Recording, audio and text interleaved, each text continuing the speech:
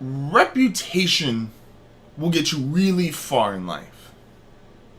Reputation as a teacher, reputation as a business, and reputation as a person. If you have a good reputation, people will call you. If you don't have a good reputation, not as much. Reputation allows for you to be great for a period of time, and then even if you start to drop off, people will still go off of your reputation. Let's use an example. I have an iPhone. I have an iPhone 10. I couldn't tell you, because I'm not in that world, if my iPhone 10 is significantly better than my iPhone 7 or 8. I couldn't tell you if the iPhone 11 is significantly better than the 10 or the 10s. But Apple has a reputation. iPhones have a reputation. We keep buying them. It doesn't matter if they're still the best phone in the world or if they're the worst phone in the world. They have a reputation, and that reputation precedes them, and we continue every time they drop a new phone, we go buy it. Windows. All I've heard my whole life from the people that I know that are really big into tech is that Windows XP was one of the greatest things ever for computers. And we've gone from XP to 7 to 10 and upgrades and miscellaneous updates since then. I couldn't tell you if Windows 10 is the best operating software in the world. I couldn't. Sorry. If you want that, I'm not here to give you that. But the reputation of Microsoft, the reputation of Windows, keeps me coming back. The best quarterbacks in the league are off reputation. Those are the Bradys, the Brees, the Rodgers, the Big Bens. But that's no longer who's truly the best quarterbacks in football. If you're watching NFL, and if you're watching professional football, you can't watch on a game-by-game, play-by-play basis and not show me and say, oh yeah, the two best quarterbacks in the world are Patrick Mahomes and Russell Wilson. I mean, if you look, and I understand Kansas City lost, but we're not taking that away from what Patrick Mahomes has been. Patrick Mahomes and Russell Wilson are the quarterbacks that we've always dreamed of creating when you have Madden and you're making a my player quarterback. You want a guy that can run. You want a guy that's got a good arm. You want a guy that's accurate. That's them. Russell Wilson is so good right now. I don't even think the Steve Young comparisons are fair. Because I don't think Steve Young got this good by this point in his career in terms of games played. Obviously, he had a later start to his career due to being behind Montana. But Russell Wilson is no longer a scrambling quarterback. He is a pocket top 5 accuracy quarterback who can run when need be. Russell Wilson, if he was on any other team in the NFC, they're overwhelmingly the favorites in the conference. But he's on Seattle, who's had to make some financial and roster changes, a lot of due to the cap and to his contract, which he deserves. So they are one of the lesser talented teams that will still be in the playoff mix. But if I put him on the Saints, oh my God, do you see the Saints with Teddy Bridgewater? Do you imagine what they would be like with Russell Wilson? If he was on the Vikings would be overwhelmingly the favorites to win the Super Bowl. If I put him on the Panthers, Super Bowl favorites. I could put him on any top NFC contender, and they immediately become the best team in the NFC if Russell Wilson is their quarterback. And Patrick Mahomes, what can you say? And there's going to be people that come out this week and they're going to criticize. They're going to say, oh, well, maybe he's not as good. We've got 2 games where he's like, calm down, guys. Patrick Mahomes scored 20. His offense, the Chiefs' offense, scored 25 points in 25 straight games. 25 points in 25 straight games. Trust me, as a Broncos fan, that's incredibly impressive. And he has been a part of 21 of those 25 games. 22 of those 25, I'm sorry. If I gave you an NBA player and I said he's going to give you 25 points his first 22 games of his career, and then on game 23, okay, he only gave you 13.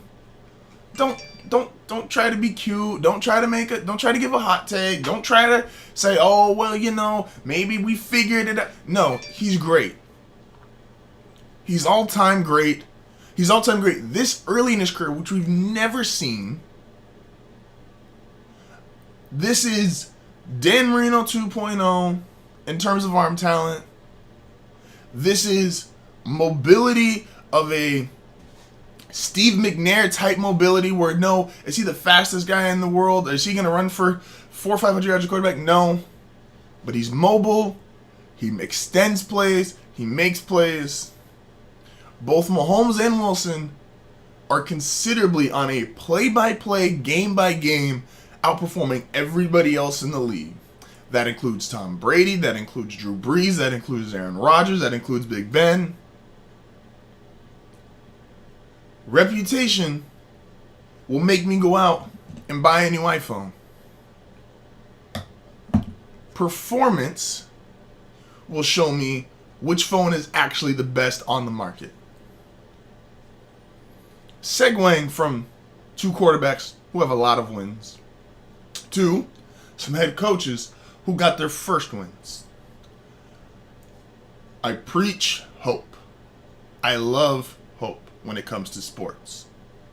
We're going to talk today, later on today, about the amount of hope and excitement that Zion has brought.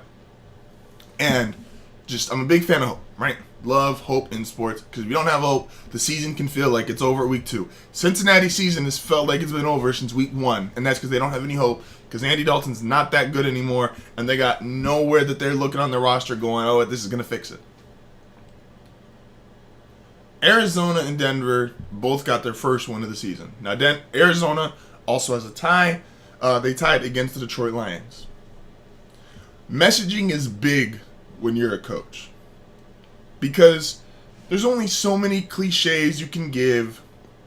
There's only so many rah-rah moments you can give. At some point, you just have to be able to look at the 53 guys in the locker room and say, hey, this is what we're doing. These are the results. Let's get on board. If you're Arizona, you just beat Cincinnati, you have a tie against Detroit, and you have been able to compete and show flashes for the majority of your games.